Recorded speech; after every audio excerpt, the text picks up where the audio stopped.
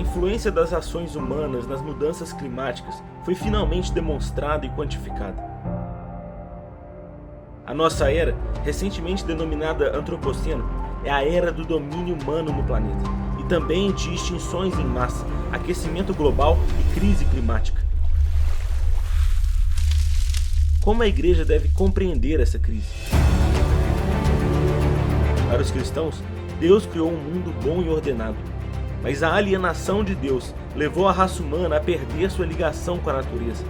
A humanidade acionou o botão de autodestruição, arrasando o planeta que a sustenta.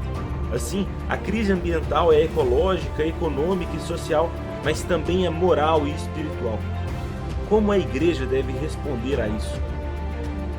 Não basta observar o fenômeno com curiosidade apocalíptica, como se assistisse a um filme de catástrofe.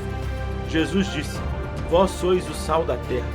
A igreja não deve se tornar insípida diante da crise atual. Devemos unir a nossa pregação da palavra de Deus com a prática de boas obras, e o cuidado da criação de Deus é uma obra urgente.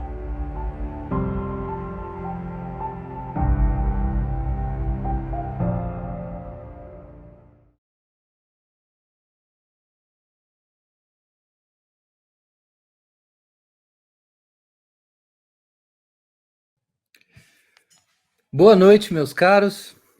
Eu sou o Guilherme de Carvalho, presidente da ABC2, e junto com alguns irmãos temos proposto aí umas alternativas para a nossa presença cristã pública nessa questão ambiental especificamente. E nós vamos hoje ter um bate-papo, uma palestra e um bate-papo sobre isso. Nosso assunto é uma resposta cristã à crise ambiental.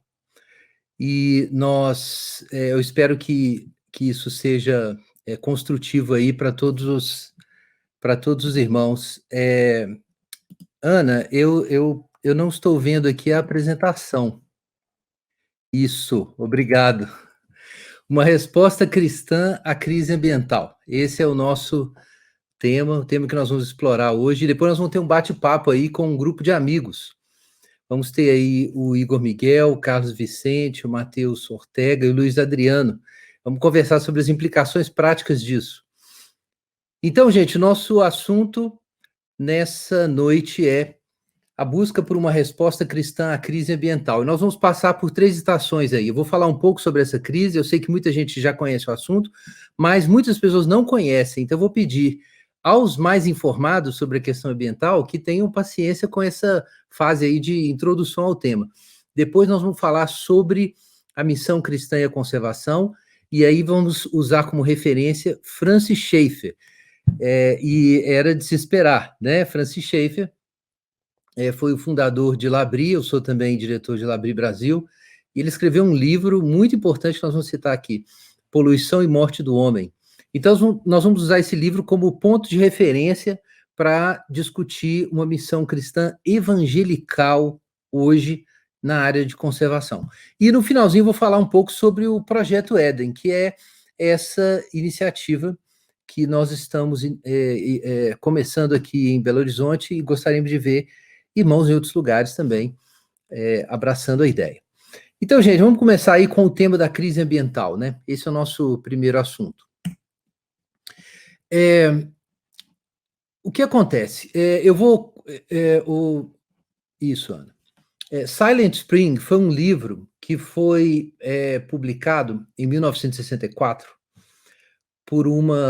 ela acabou se tornando uma conhecida ativista ambiental. Ela publicou esse livro em 64, Rachel Carson, em que ela abriu um debate no país mostrando que pesticidas químicos e o DDT especificamente, que eram muito utilizados na agricultura e era uma aquisição tecnológica importante, um cientista foi premiado em 46 por demonstrar a utilidade desses remédios, né, para a agricultura, mas ela começou a mostrar o impacto ambiental e na saúde das pessoas do uso desses pesticidas. E isso gerou processos judiciais, um debate imenso na época. A Monsanto processou a Rachel, e, ao mesmo tempo, houve muitas acusações. Ela teve que falar no Congresso, porque houve acusações de que ela estaria apoiando a União Soviética e os comunistas, porque, ao criticar os efeitos do DDT,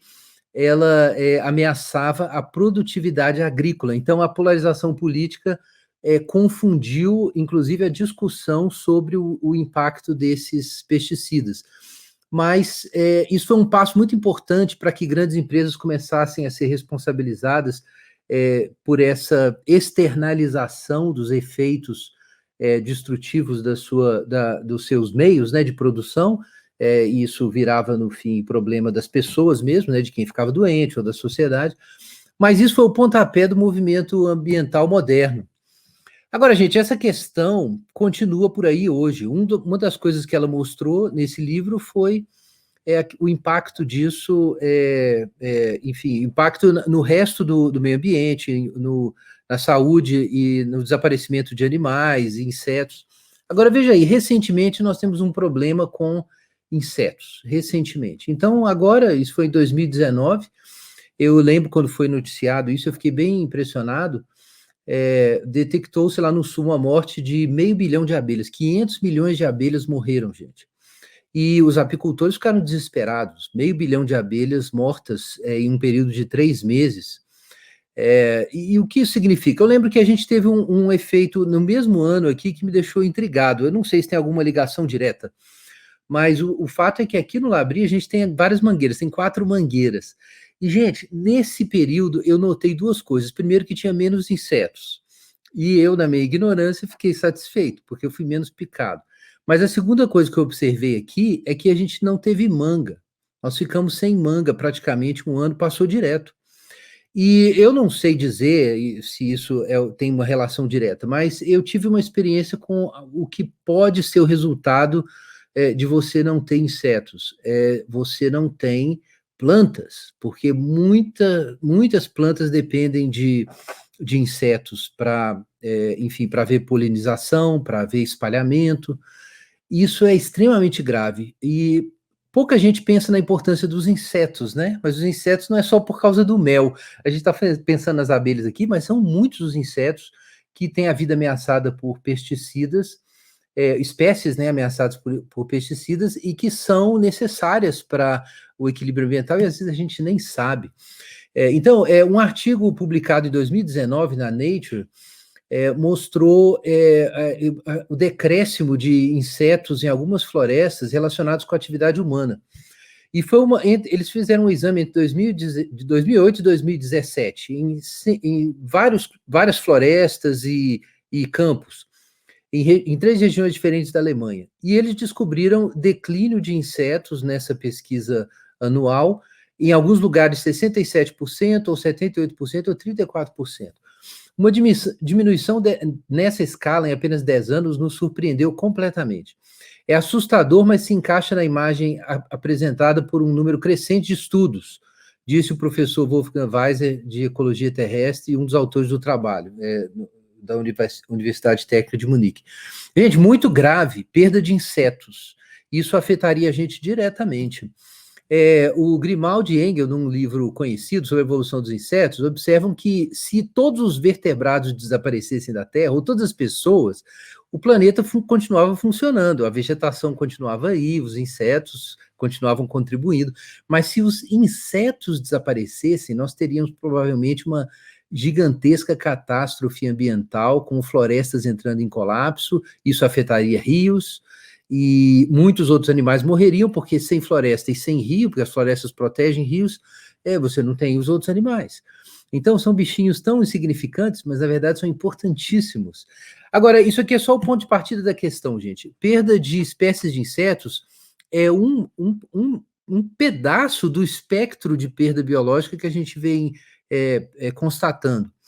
O último relatório Planeta Vivo, publicado pelo Fundo Mundial para a Natureza, mostra que o avanço da produção e consumo da humanidade tem provocado degradação generalizada de ecossistemas globais e aniquilação da vida selvagem. Populações de vertebrados silvestres, como mamíferos, pássaros, peixes, répteis e anfíbios, sofreram uma redução, vejam isso, gente, de 60% entre 1970 e 2014.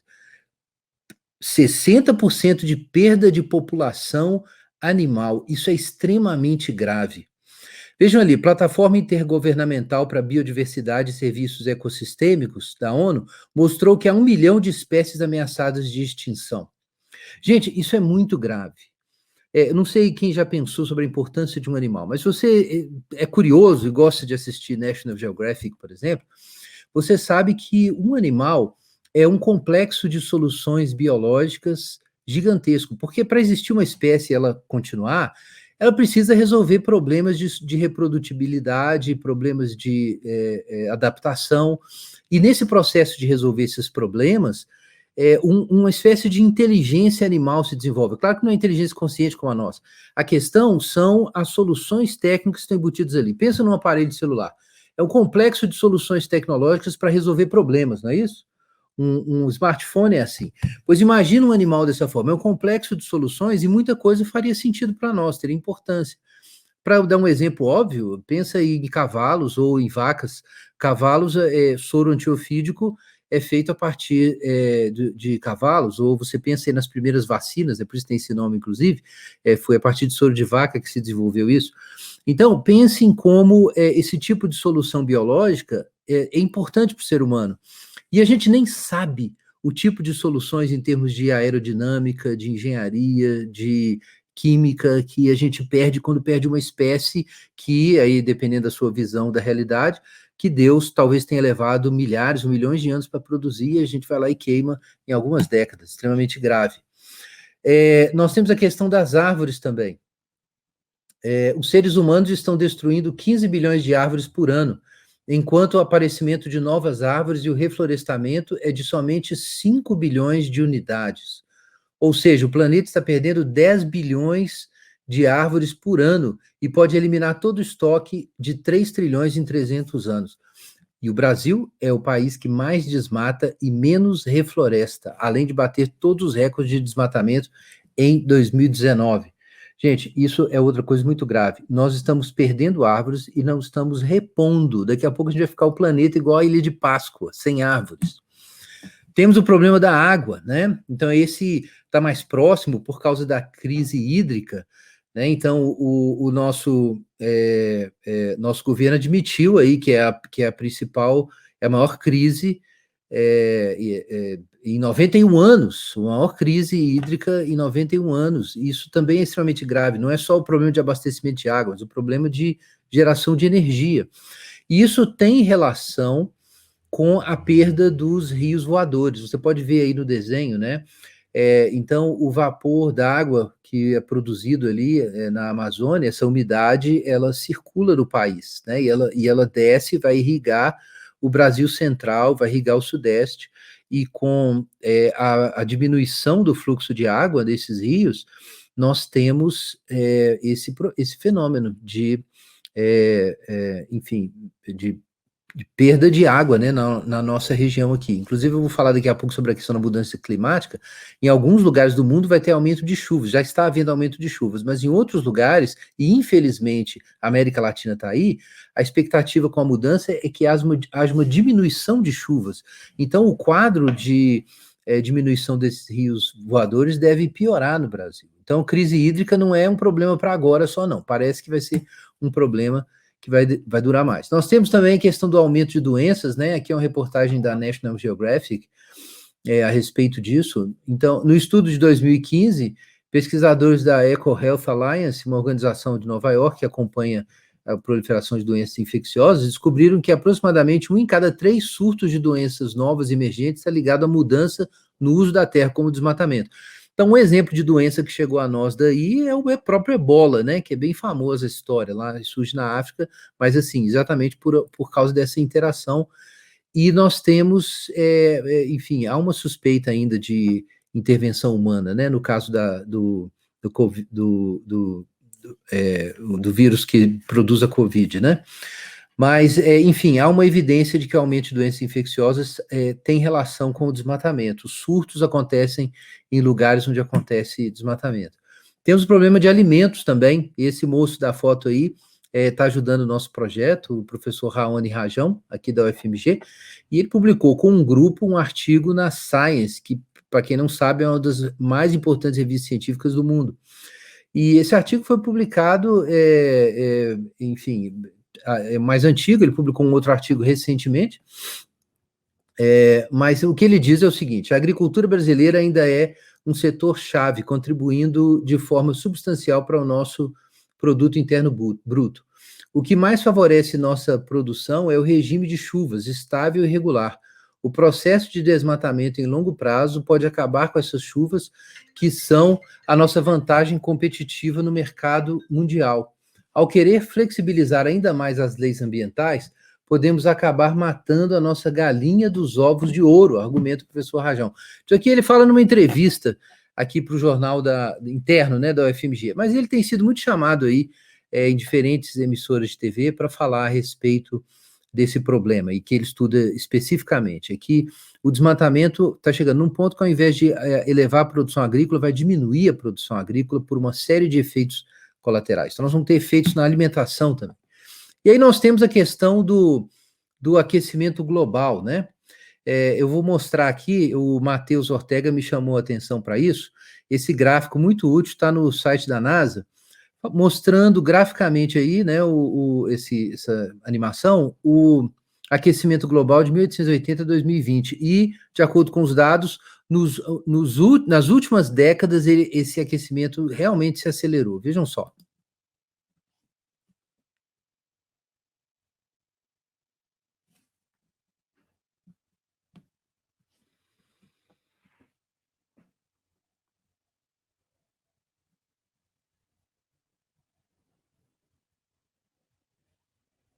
Agora vejam, gente, anos 80 para cá.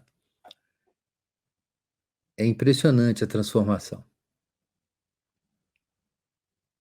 Então, esse é o quadro do aquecimento global. É um dado científico reconhecido, né? Vamos seguir em frente aqui.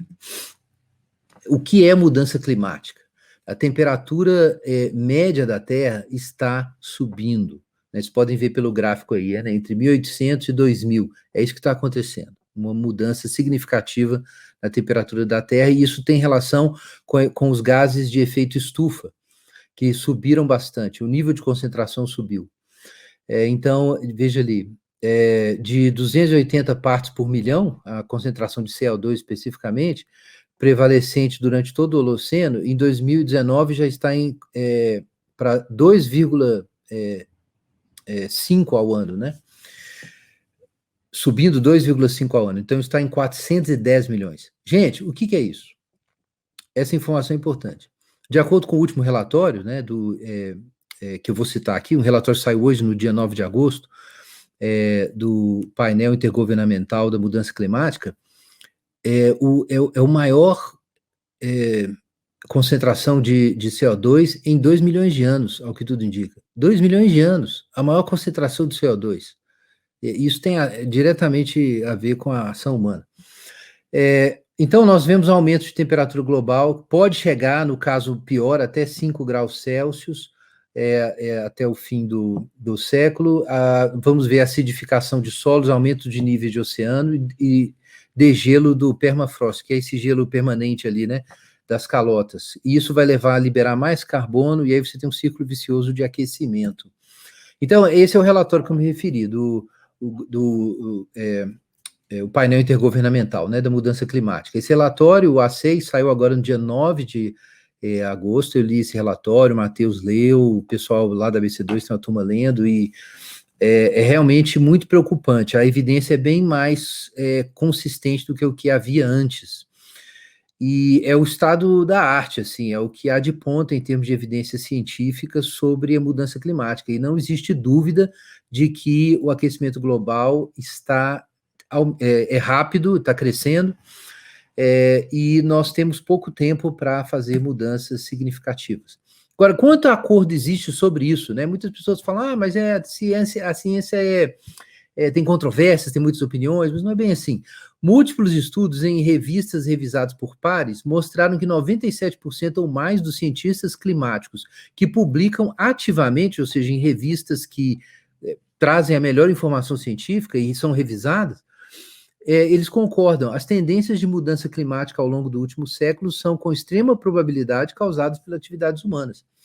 Então, assim, existe um consenso do aquecimento global e existe um grande consenso, ainda que não absoluto, da antropogênese, como nós dizemos, né, que é a causa humana.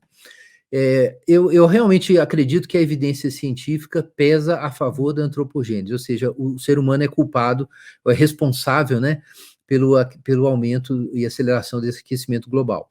Não significa que ele é a única causa, tá? Agora, eu sei que algumas pessoas disputam isso, mas você pode até ignorar essa informação por um momento. O importante é que nós sabemos que está acontecendo aquecimento global e que há evidências de que se os seres humanos tomarem algumas providências, isso pode ser mitigado. E essa informação é importante, porque todos aqueles efeitos lá estão ligados à mudança climática, os que a gente mencionou até agora. Então, gente, vejam aí, desmatamento, extinção em massa de espécies, perda de insetos, crise hídrica, novas doenças, desabastecimento alimentar e a mudança climática, o aquecimento global, com todos os seus outros efeitos, como o nível dos oceanos e tudo mais. Então, existe uma crise ambiental, gente. Essa crise está associada ao que foi chamado de antropoceno, a era do colapso ambiental, a era do domínio humano. O antropoceno representa um novo período da história do planeta em que o ser humano se tornou a força impulsionadora da degradação ambiental e vetor de ações que são catalisadoras de uma provável catástrofe ecológica. Todo o crescimento e enriquecimento humano ocorreu às custas do encolhimento e empobrecimento do meio ambiente.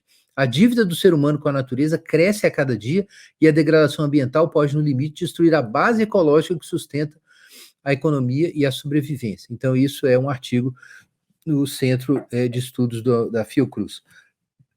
Então, gente, nós temos uma situação grave, existe evidência robusta, tem muita gente trabalhando nesse assunto, isso tem uma relação com a ideologia do progresso moderna, secular, né? Então, eu recomendo aí o livro do Bob Haldsworth, que a ABC2 publicou com a parceria da Ultimato, né? E o nosso colega Léo Ramos fez a tradução. Em última instância, o homem não será capaz de escapar dos limites naturais, incluindo limites espaciais, e a gente pode falar de limites biológicos, né? Nós estamos encontrando um limite. Ele pode tentar adiar ao máximo possível uma colisão fatal com um desses limites, porém, essa não é uma solução definitiva. Então, podemos concluir que o homem moderno está realmente mudando de um ser que teme a Deus para um ser que teme o tempo. O futuro parece guardar para nós uma tragédia e não um paraíso.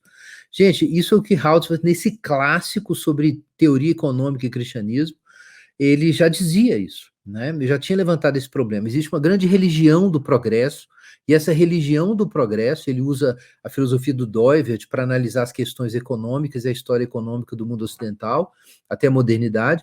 Então ele vai dizer que existe uma grande ideologia do progresso, que tanto capitalistas quanto socialistas defendem essa mesma ideologia, e que ela está levando o mundo a um esgotamento, né? Agora, como que a gente sai desse sistema? Isso seria assunto para uma outra palestra, mas eu gosto muito de citar Gilles Lipovetsky, o filósofo francês, e ele diz o seguinte, que para mudar nossa sociedade de hiperconsumo, que isso, enfim, é a fonte de pressão por trás de toda essa mudança climática, seria necessário que nós buscássemos felicidade de outra forma. Nosso conceito de felicidade teria que mudar. Enquanto nós buscamos em bens mercantis, não tem como, a gente teria que buscar felicidade em outras coisas, ter outros centros de interesse, trabalho, criação, engajamento público, a gente poderia colocar cuidado da natureza também. A exigência do futuro está na invenção de novos modos de educação e trabalho que permitam aos indivíduos encontrar identidade e satisfação em outros lugares e não nos paraísos fugazes do consumo. E uma das coisas que precisa acontecer é exatamente desconectar da lógica do consumo da cidade e a gente reconectar com a criação. E aí ele fala o seguinte, segundo a hipótese desenvolvida aqui no livro dele, paradoxalmente, menos por meio de uma revolução do modo de produção, e aí a gente tira aí as utopias marxianas aí do jogo, e mais por uma revolução dos valores ou uma mutação cultural reavaliadora dos gozos imediatos que é preciso esperar semelhante transformação. Quer dizer, uma nova concepção de felicidade e uma nova terapêutica, né? Para referir ao Philip Rieff, que eu gosto tanto, a gente precisaria desenvolver esse outro caminho. Então, vamos para o nosso tema da parte teológica, né? Nós falamos um pouco aqui sobre o contexto que a gente precisa enfrentar. E teologicamente, nós podemos dizer como cristãos, gente? Claro, Gênesis 2, o Senhor Deus tomou o homem e colocou no jardim do Éden para que o homem o cultivasse e guardasse. Então, cultura e proteção. Nós temos que fazer duas coisas. A serpente andou solta, sem intervenção humana, e acabou levando à queda do homem. Mas vejam que é tarefa do homem cultivar e guardar o jardim. Então, trabalho e conservação são dois conceitos irmãos que não podem ser separados nos fundamentos de uma ética teológica cristã. Né? Trabalho e conservação precisam estar juntos. A relação com a terra não é só de trabalho e transformação, mas também uma relação de cuidado e proteção.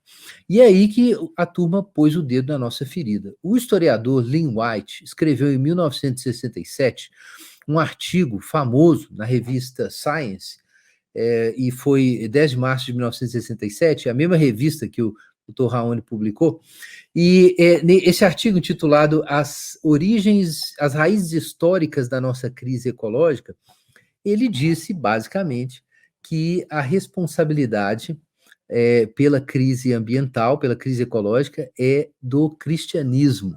A culpa seria do cristianismo. Por que do cristianismo?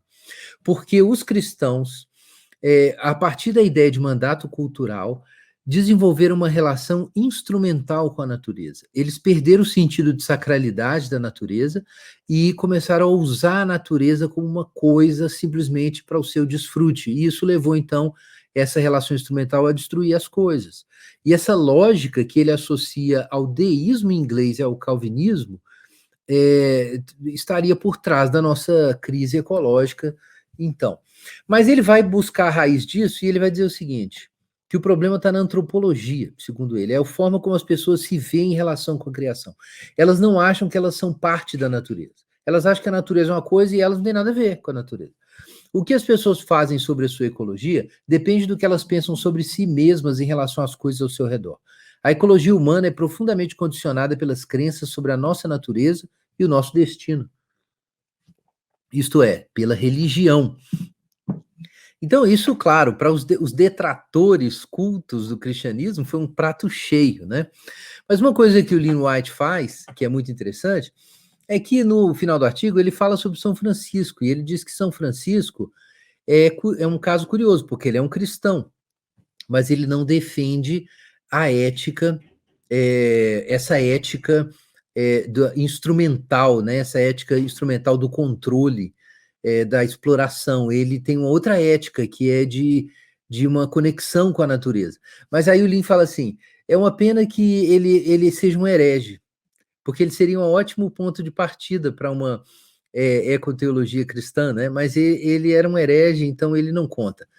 Gente, muita coisa que o Lynn White fala tá certo, mas a ideia de que São Francisco fosse um herético é um absurdo. É claro que ele não é um herético, né? Nós sabemos que o próprio Papa Francisco adotou esse nome em homenagem a São Francisco de Assis, e ele lança as suas encíclicas celebrando, sempre na data ali, né, dia de São Francisco, é 4 de outubro, né, se não estou enganado. Então, em 2015, o Papa Francisco lançou essa encíclica, e, claro, São Francisco é uma das referências centrais para pensar a questão ambiental no catolicismo romano. É um absurdo a ideia de que ele seria um herético e não representa a posição cristã, né? Mas alguns evangélicos aqui podem pensar, por que o Guilherme está citando o Papa Francisco como referência? Então vamos falar de outro Papa, do Francis Schaeffer, né? Um dos patronos do evangelicalismo do século XX, juntamente com outros grandes nomes aí, como John Stott, né? Tão respeitado, C.S. Lewis, James Packer, Billy Graham e outros grandes aí que se envolveram, alguns deles se envolveram com a própria Conferência de Lausanne, de 74, que é a ABC2, Cristãos da Ciência, que está nos hospedando aqui na palestra, inclusive é a base de fé, né, da ABC2, é o Pacto de Lausanne. Mas então, o Schaeffer, que era um dos palestrantes de Lausanne, e defende uma visão integral do cristianismo, inclusive, escreveu esse livro em 1970, A Poluição e Morte do Homem. E ali, gente, ele já mandou real, tá tudo lá. E eu vou fazer uma breve síntese aqui de alguns dos temas centrais, talvez não tão breve, dos temas centrais do Francis Schaeffer, né? Primeiro, vamos começar com o tema da antropologia, que foi o tema levantado por Lynn White e que o Papa Francisco, na encíclica de 2015, cita também. O homem está separado como pessoa da natureza, porque ele é feito à imagem de Deus. Quer dizer, ele tem uma personalidade, como tal, ele é único na criação, mas ele está unido a todas as outras criaturas como ser criado. O homem está separado de todas as outras coisas, mas isso não significa que não há também uma relação para baixo, correta, do ponto de vista de o homem ser criado e finito. Quer dizer, o homem tem uma relação para cima e uma relação para baixo, né? É isso que Francis Schaeffer quer dizer. Ele está separado, mas está unido. Vocês estão entendendo? Ele está separado, mas está unido. A gente vai representar isso aqui com um desenho, é uma adaptação de um desenho do próprio Schaeffer. É claro que a gente distingue Deus como infinito pessoal, nós distinguimos do mundo, né? Nós distinguimos Deus e o mundo. Deus é a criação, e o ser humano é parte da criação. Então imagina que no andar de cima nós temos Deus e no andar de baixo a criação. A distinção criador-criatura é um dos pontos que o Papa Francisco enfatiza, Schaeffer enfatiza, Calvino enfatizava. Existe uma distinção qualitativa criador-criatura, mas isso não é a história toda, né?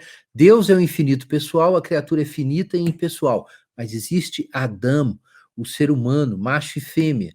E Adão, ainda que esteja abaixo da linha horizontal, ou seja, ele é criatura e não criador, ele está também à esquerda, não sei se é a esquerda para vocês aí também, mas à esquerda da linha vertical. Ele está, então, junto com Deus como um ser pessoal.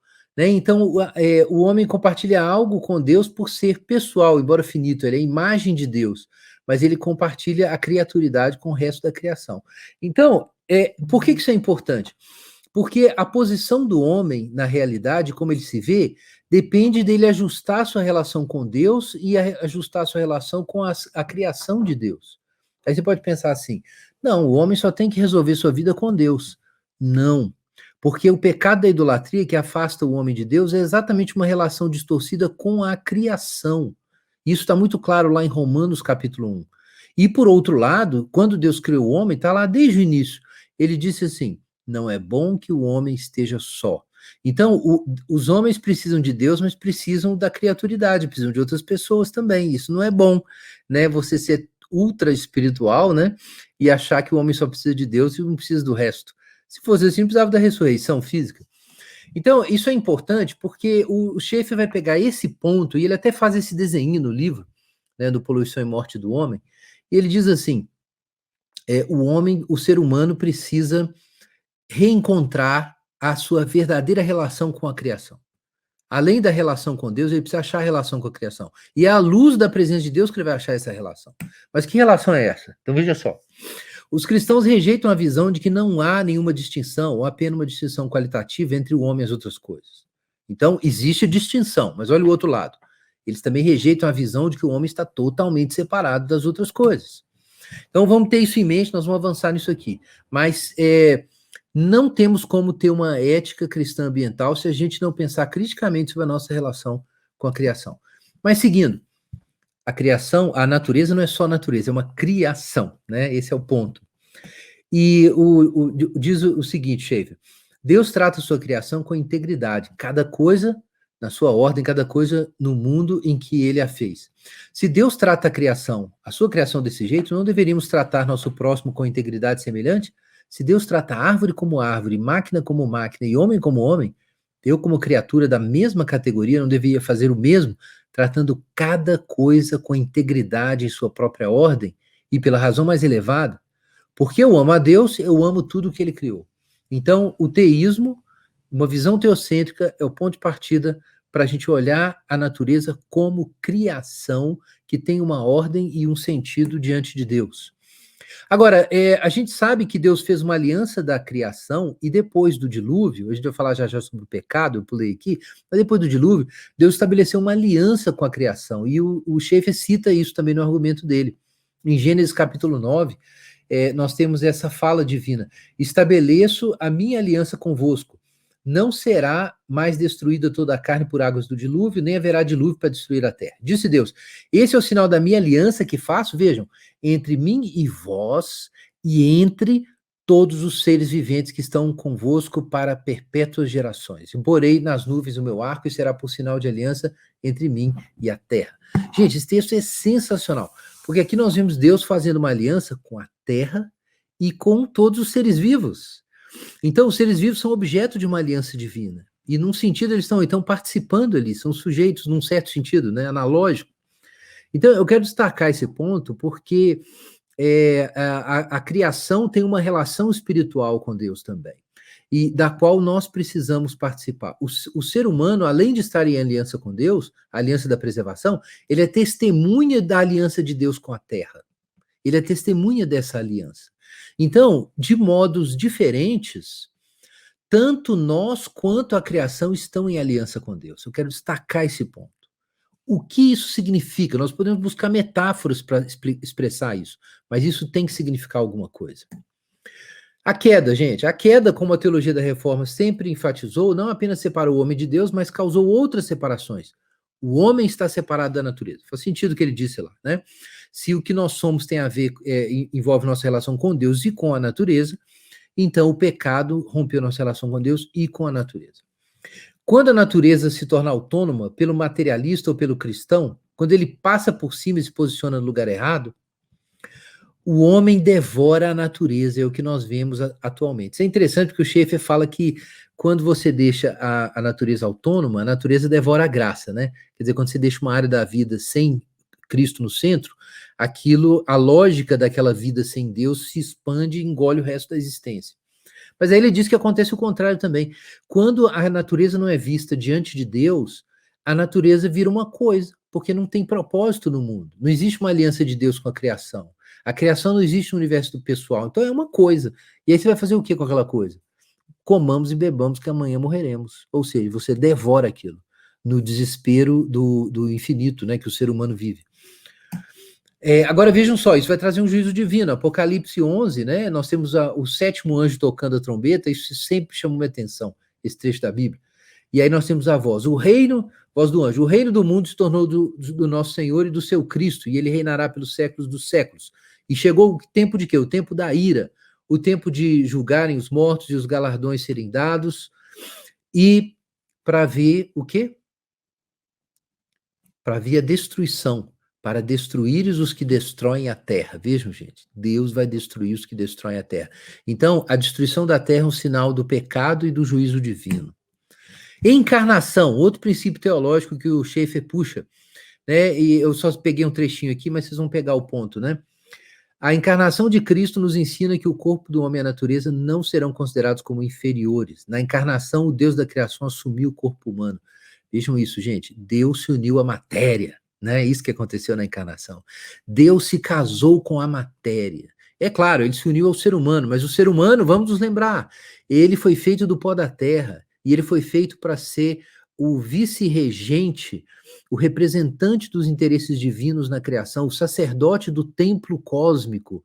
Então, toda vocação humana tem a ver com a ordem temporal, tanto que ela só vai ser redimida, diz Romanos 8, quando os filhos de Deus forem redimidos. Então, a gente precisa entender isso. Jesus não assumiu um corpo humano apenas para salvar os seres humanos, mas para reconciliar toda a criação, que depende dos seres humanos, com Deus. Né? Então, a encarnação diz algo sobre o destino da natureza. Falando aí sobre a redenção, leiam Romanos 8, né? Mas, enfim, ele cita isso. Mas eu vou focar aqui o que o Schaeffer diz a respeito. Olha que legal. Eu demorei bastante para decidir sobre a palavra substancial, mas eu acho que ela é a palavra certa. Carrega a ideia de uma cura que não é perfeita, mas não obstante é real e evidente. Por causa da história passada e da história futura, somos chamados para viver dessa maneira agora por fé. Gente, isso é muito legal. No livro Verdadeira Espiritualidade, o Schaeffer usa muitas vezes a expressão cura substancial para falar de como, quando a gente se converte e a gente caminha com Jesus, a nossa vida não vai ser perfeita, e nós não vamos ficar sem pecado nenhum, mas nós podemos experimentar uma cura substancial do coração, das emoções, dos relacionamentos, a gente pode experimentar. E o Schaeffer pega esse conceito puxa ele para a questão ecológica e diz que nós podemos ter uma cura substancial da nossa relação com a natureza. Gente, isso é revolucionário em termos de pensamento de ecoteologia, né? Mas ninguém falava nisso a essa altura, no contexto evangelical, né? Em 1970, anos 70. Aí ele está falando que não é uma visão transformacionista de que nós vamos levar o reino e transformar tudo e a criação vai ser renovada pelo nosso trabalho, mas também não é uma visão pessimista e dualista de que a gente só cuida das nossas igrejas e faz evangelismo e não tem nada a ver com o meio ambiente. O Schaeffer fala, não, o cristão é muitas coisas, ele fala isso até citando Kuyper no livro. O cristão é coisas diferentes em lugares diferentes, o cristão está na economia, ele está na escola, ele está na ciência, ele está na arte, mas ele tem que ser cristão em todos esses lugares, todas essas identidades, experiências dele tem que ser a partir da chave cristã. E a mesma coisa para a relação com o meio ambiente. Então, o Schaeffer propõe uma cura substancial. A gente precisa achar outras linguagens teológicas mais contemporâneas para expressar o que significa. Mas isso significa que os cristãos devem esperar, como parte da sua presença no mundo, uma transformação da nossa relação com a natureza e salgar a terra nesse sentido, tá? Então, isso aqui é missão integral labriana, né? Na visão labriana.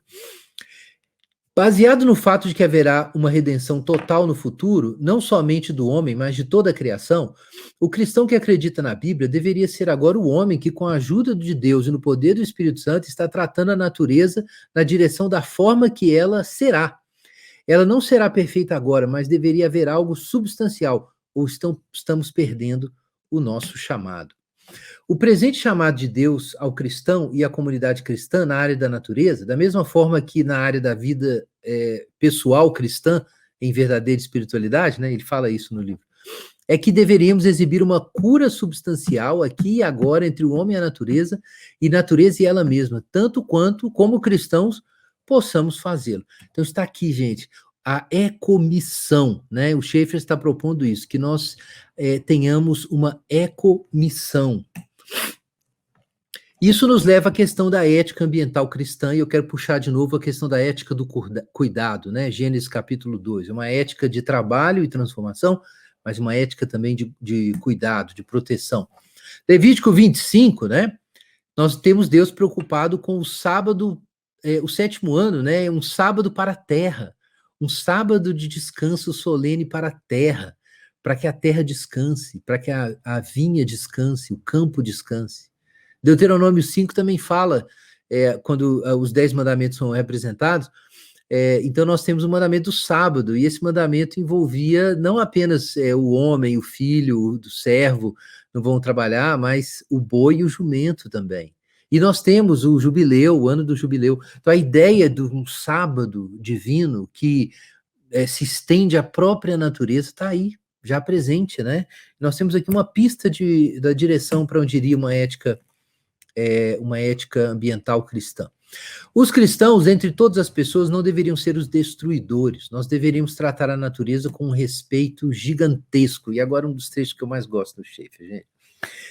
Nesse sentido, o uso do termo irmão dos pássaros de São Francisco não somente é teologicamente correto, mas algo a ser pensado intelectualmente e praticado praticamente. O Schaeffer usa essa expressão redundante para destacar o seu ponto. Então ele fala que, vejam, é teologicamente correto dizermos que nós somos irmãos dos pássaros. E não somente é teologicamente correto, você pode falar assim, mas isso é uma metáfora, né, Guilherme? Claro que é, evidentemente. Mas a gente precisa de metáforas para falar teologicamente. E a gente usa essas metáforas o tempo inteiro. A verdade é essa, não há problema nenhum. Mas eu quero chamar a atenção aqui para o que ele diz depois. Não somente teologicamente correto, mas isso devia ser um pathos, um feeling. Estão entendendo aqui, ó? Além disso, isso devia ser psicologicamente sentido quando eu encaro a árvore, o pássaro e a formiga. Em outras palavras, eu devia olhar o pássaro e falar assim, meu irmão, é isso que ele está dizendo. Claro, não é meu irmão no sentido de irmão na fé, né, irmãos? Sem bobagens. Se trata do pacto. Lembra do pacto da criação e o pacto da preservação? O pacto não foi só com a gente, não, foi com o passarinho também. Então, quando você olha o passarinho, você fala assim, gente, Deus tem um pacto com esse bicho. Então, nesse nível, nós somos irmãos. É isso mesmo. Se fosse isso, aí o Schaeffer segue em frente. Se fosse isso que o The Doors, ele cita a banda, né? Queriam dizer na sua música, quando falavam da nossa bela irmã, seria maravilhoso. Usada corretamente no quadro cristão, essa expressão é magnífica. Eu postei isso esses dias e o pessoal assustou, falou que tinha que explicar isso, porque está mal explicado e não, essa expressão não pode ser usada de qualquer jeito. Não, foi usada no quadro cristão, é o que o Schaeffer está dizendo aqui. No quadro cristão, essa expressão é magnífica. Por que os cristãos evangélicos e ortodoxos produziram poucos hinos contendo um conceito tão belo numa colocação teológica apropriada? Em outras palavras, o Schaeffer está dizendo, por que o The Doors chama a natureza de nossa bela irmã e as nossas músicas não falam isso? Porque alguns de nossos teólogos têm medo de falar isso. E eles demonstraram medo essa semana. Alguns viram aí, né? Gente com medo por quê? Isso é ortodoxia. Isso é ortodoxia e espiritualidade, piedade. Não tem nada de errado em dizer que a natureza é a nossa irmã. Eu vou dizer o que é errado dizer, que ela é a mãe. Não existe mãe natureza, né? O Chesterton diz que ela aí seria uma madrasta, né? Qual é o erro de dizer que a natureza é a nossa mãe? Porque aí a natureza pode dizer como nós vamos viver. É claro que a natureza não pode dizer isso, a gente precisa da revelação. O ponto principal do cristianismo era esse, que a natureza não é a nossa mãe, a natureza é a nossa irmã. Podemos sentir orgulho de sua beleza, uma vez que temos o mesmo pai, mas ela não tem autoridade sobre nós. Temos de admirá-la, não de imitá-la. Então, esse é o ponto, né? Por que não podemos falar em mãe natureza? Porque a natureza não é autoridade moral sobre nós. Por isso mesmo, sem a autoridade moral da palavra de Deus, do próprio Deus Pai, qual é o resultado disso, quando as pessoas tratam de forma pagã a natureza como mãe? É que elas imitam, elas não conseguem correlacionar o fato de que ela é bondosa e cruel, é bondosa em alguns momentos e cruel em outros, e aí você tem seres humanos que enfatizam de forma angelical, né, as coisas boas da natureza, como se ser bom fosse ser herbívoro, né, tipo boi, e cabra e tal, né? Porque carnívoro é mal, né? Ou o outro lado, né, da natureza, que é justificar ou naturalizar todo tipo de violência baseada na biologia. Então, a natureza não é a nossa mãe, mas ela é a nossa irmã, esse é o ponto. Metaforicamente, óbvio. Mas ela é a nossa irmã, né? É mais que metaforicamente a gente pode dizer, claro que não é irmã no sentido familiar, né? Mas é um pouco mais do que isso. Talvez uma metáfora teológica carregada, por causa da ideia de que existe pelo menos duas alianças que nós compartilhamos com a criação, né? Então, gente, esse é um ponto, né, da ética ambiental, né? Nós não vamos tornar a natureza nossa professora, mas como ela é nossa irmã, nós temos que cuidar dela. Isso tem várias implicações. Uma mulher não deve ser tratada como objeto sexual a ser usado simplesmente para o prazer. Um homem não deve ser tratado como um objeto de consumo simplesmente por maiores lucros.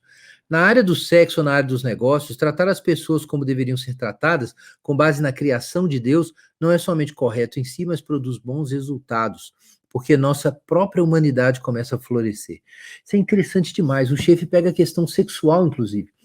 E ele diz assim, olha, a ética do cuidado, que vai levar a gente a respeitar o passarinho, a árvore e a formiga, também não vai deixar a gente usar a mulher como objeto sexual, como uma coisa, porque a relação instrumental acaba. Você não pode sair usando a criação e as pessoas como se fossem coisas sem sentido.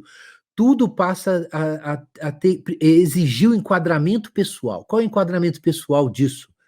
Considerando que Deus tem um pacto com a criação e que nós somos a sua imagem e os gestores do templo, da adoração cósmica, qual a relação diante de Deus e pessoal que nós devemos ter com cada realidade, com cada aspecto da realidade, com cada criatura? Então, nós não podemos tratar homens e mulheres como objetos, seja no trabalho, seja no sexo, seja em outra área.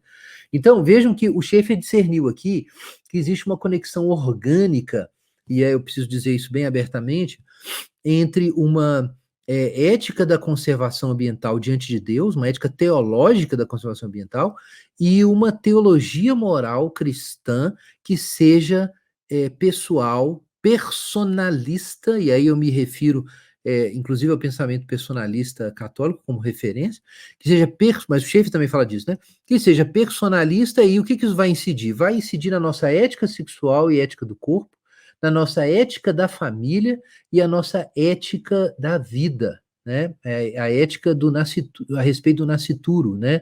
Do embrião, enfim, do nascituro.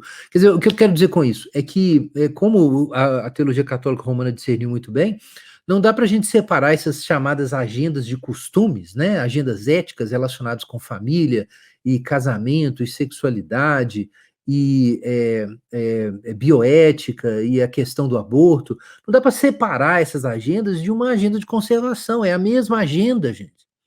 É a mesma agenda.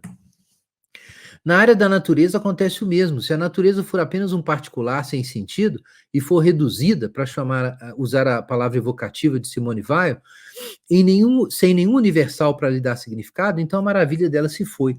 A menos que haja um universal acima dos particulares, não há significado. Sem Deus, a natureza vira um conjunto de particulares sem propósito, sem sentido, e uma pessoa que é conservacionista não vai ter nenhuma justificativa para defender a proteção da natureza diante de um niilista que acha que a vida não tem nenhum sentido e tudo vai acabar. E ele pode virar e dizer assim, eu já acho que é melhor o mundo queimar mais rápido, porque aí o sofrimento de existir num mundo sem sentido acaba logo. E ninguém tem direito de viver, nem as plantas. Teoricamente, alguém pode dizer isso, se não existe Deus, não existe sentido, né? Então a gente precisa de Deus para conectar as coisas. E por último, gente, eu quero destacar isso para vocês, a missão, ecomissão. Nós temos perdido a oportunidade de ajudar os homens a salvar a sua terra. Não só isso, em nossa geração, nós estamos perdendo uma oportunidade evangelística. Porque quando as pessoas modernas têm uma sensibilidade essencial para com a natureza, grande parte delas se volta para a mentalidade panteísta. Elas veem que a maioria dos cristãos simplesmente não se preocupa com a natureza como tal. Assim, nós não temos apenas perdido a nossa oportunidade para salvar a terra para o homem, mas em parte isso também esclarece o fato de que nós temos perdido grandemente a oportunidade de alcançar o século XX, imagina o XXI agora. Essas são as razões porque a igreja parece irrelevante e desamparada em nossa geração. Nós estamos vivendo e praticando um subcristianismo. Irmãos, isso era verdade em 1970. Imagina agora, com o conhecimento científico que nós temos sobre a crise climática, a articulação política e científica e cultural que nós temos hoje para enfrentar esse desafio de cuidar melhor do nosso planeta, e muitos cristãos querem apenas politizar esse assunto, e ficam, ao invés de pensar em o que os cristãos devem fazer, ficam pensando em como se defender do discurso da conservação ambiental e como dar justificativas para não mudar o modo de vida. Gente, segundo Schaeffer, eu preciso dizer isso, esses discursos de alguns irmãos tornam a igreja irrelevante e desamparada, essa é a linguagem do Schaeffer. Vejam que coisa triste. Irrelevante e desamparado. O Schaeffer já dizia isso em 1970. Então, nós estamos perdendo uma oportunidade de evangelismo e de missão. Eu fico pensando muito na juventude aí, os millennials, a Gen, a próxima geração, que tem um tino para a questão ambiental muito aguçado. E eles estão esperando que os líderes das igrejas, os pastores, líderes denominacionais, líderes de organizações cristãs e missões, tomem alguma providência, digam algo a respeito. Né? Então, nós precisamos fazer algo a respeito. E nós temos um contexto para isso. É importante também dizer, a Amy Smith, uma professora brasilianista americana, publicou recentemente, Amy Erica Smith, publicou, junto com um outro especialista, no ano passado ou no ano retrasado, publicou um artigo muito interessante, depois a gente cite aí depois do bate-papo, mostrando que, comparando com os Estados Unidos, o evangélico brasileiro tem uma compreensão e uma abertura para a conservação ambiental muito maior.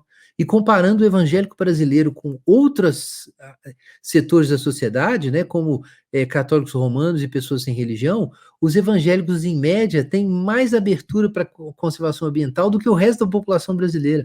Ficou todo mundo chocado com esse resultado. Né? Eu até publiquei um artigo na Gazeta discutindo isso.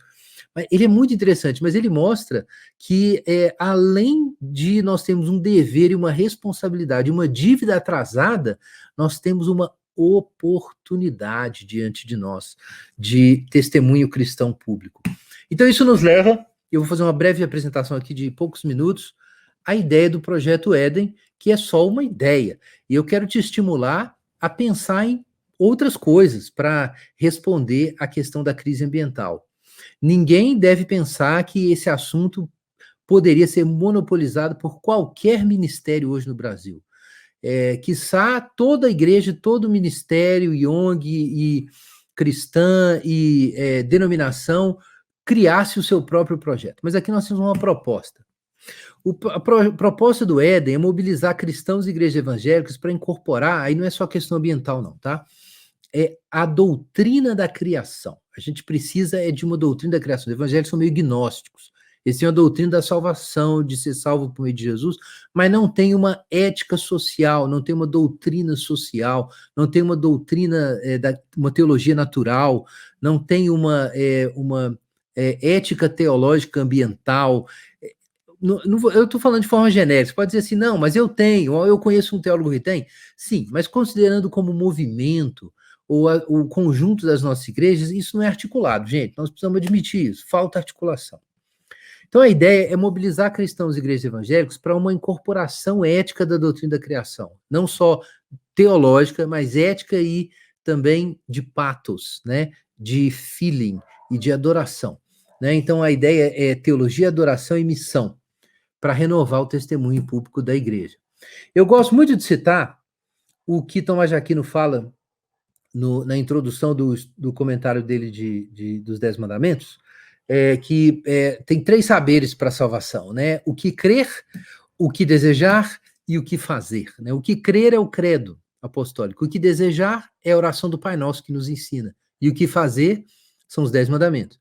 Mas aqui nós temos um insight, né? Uma teoria, claro, da personalidade, uma teoria antiga, mas eu acho que ela ainda é útil em muitos sentidos.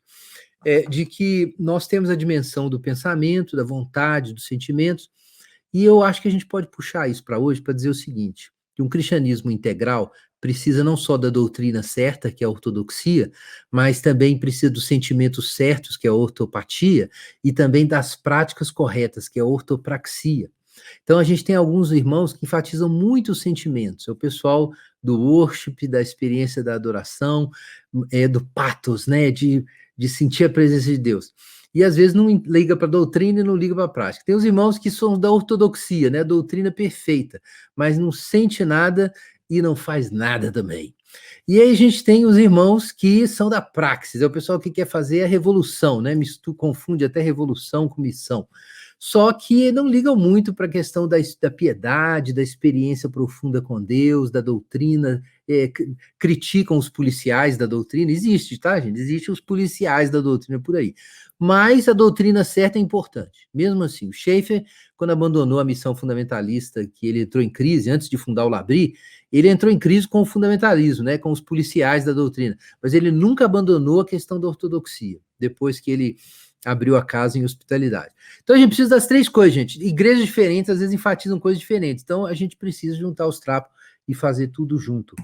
E daí eu penso que nós precisamos de ecoteologia, de doxecologia e de uma ecomissão, né? Quem quiser pode pegar isso emprestado e sair usando por aí, nem problema. Mas vamos pensar nessas 3 dimensões. Teologia da criação. Precisamos de fundamentação bíblica sobre criação. Aí alguém já está pensando em Darwin. Meu amigo, esquece o Darwin agora. Esquece o Darwin. Fundamentação bíblica da doutrina da criação. Integração da teologia do corpo. Cadê a teologia do corpo? O catolicismo romano desenvolveu. Nancy Pierce escreveu Love Thy Body, né? Eu acho que esse é o título. Parece que vai sair em português. Mas teologia do corpo, teologia da família, teologia do meio ambiente. Tudo isso junto. Então, quando eu estou falando de ensinar a doutrina da criação, gente, por exemplo, uma concepção antropológica cristã e uma discussão, por exemplo, sobre a questão do aborto à luz da antropologia cristã e pró-vida, obviamente, né, que é a posição ortodoxa, gente, isso é doutrina da criação. Teologia da família, teologia do casamento, né, Deus fez macho e fêmea e todo o propósito de Deus no casamento, isso é teologia da criação, né? Conversa com escatologia, Novo Testamento, claro, mas é teologia da criação. E meio ambiente, teologia da criação, também. E os problemas da relação de exploração com a criação destrutiva, que o C.S. Lewis discute, que o Schaeffer discute, são questões de teologia da criação. Mas aí nós temos a questão da adoração. Então, nós temos que ter cânticos que falam da criação. Nós temos que cantar a nossa fé no Criador. Nós temos que cantar, assim como tem músicas que falam da nossa responsabilidade de viver em santidade e de dar testemunho do Evangelho, né? Tem algumas músicas que falam sobre isso, também é esse tema da nossa responsabilidade com a criação. Uma ideia aí que o pessoal do Lecionário, né, nosso amigo Daniel, lá de Goiânia, está trabalhando nisso, é incorporar de forma mais clara a estação da criação, né, que vai de 1º de setembro a 4 de outubro, no nosso calendário cristão. Então, nós temos Advento, Natal, Páscoa, também estação da criação, como parte da adoração cristã. E nós temos as ações, gente, precisamos ter ações práticas, ações de defesa, né? Então, aí, resumindo os pontos, né? Na área de teologia, eu recomendaria estudos bíblicos sobre esses temas. Na ABC2, a gente vai produzir conteúdo sobre teologia da conservação especificamente, né? Nós vamos lançar isso em setembro, a Cristãos na Ciência. Na área de liturgia, eu recomendo adotar a estação da criação, práticas devocionais, pegar os salmos que falam da criação, por exemplo, buscar músicas do cantor cristão, da harpa cristã, do cancioneiro evangélico mais antigo, Vencedores por Cristo e outros aí, salmos musicados para cantar sobre a criação e a criação de um coletivo de artistas, vou falar sobre isso. Já existe algo nessa direção, para cantar sobre a criação. E nós temos Éden ambiental, ações, gente, ações de defesa da vida, da família e do meio ambiente. Chegou o mês de outubro, mês de setembro, chama alguém para falar sobre teologia da família, sobre aborto, sobre meio ambiente, sobre a questão da poluição, sobre a questão da biodiversidade, né? E essas questões éticas precisam ser levantadas, sobre queimadas.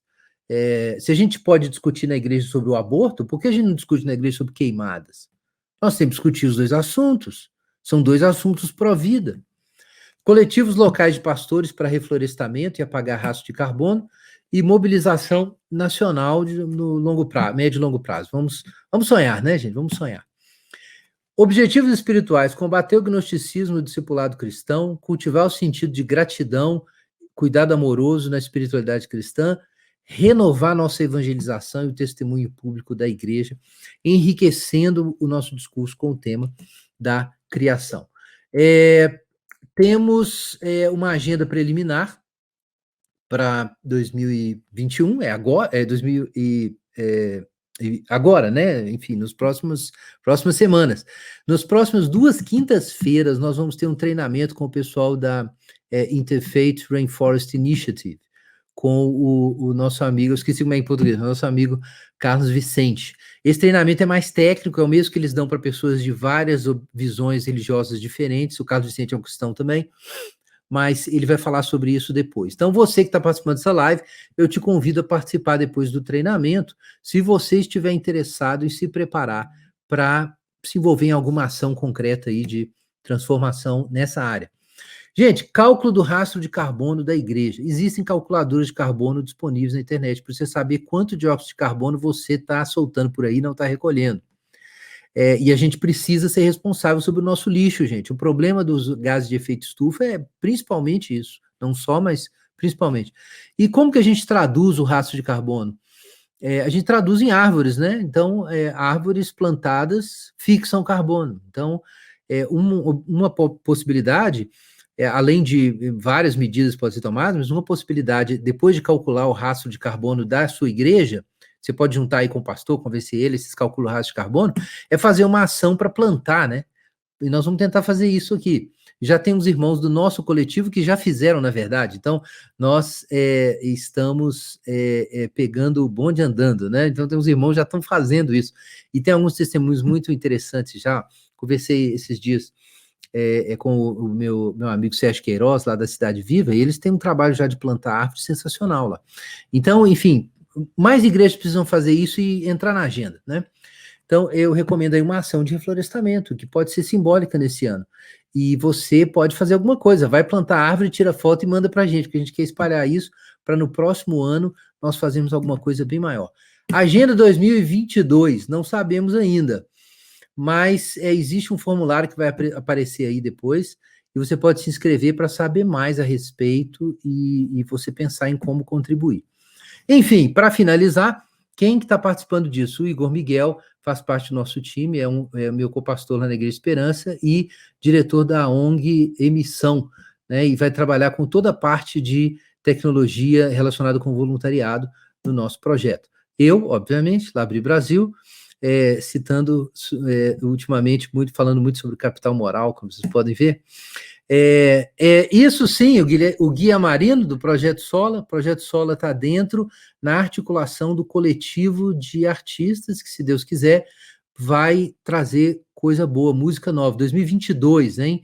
Vai haver isso, né? A divulgação com qualidade, música sobre o Criador e a criação, porque a gente não pode só fazer, a gente tem que cantar e orar sobre esse assunto. O nosso colega Cassiano também, assumindo agora a diretoria executiva da Aliança Evangélica, vai dar uma mão para nós nesse projeto, deve ter acabado de voltar de férias, deve estar assistindo aí a gente.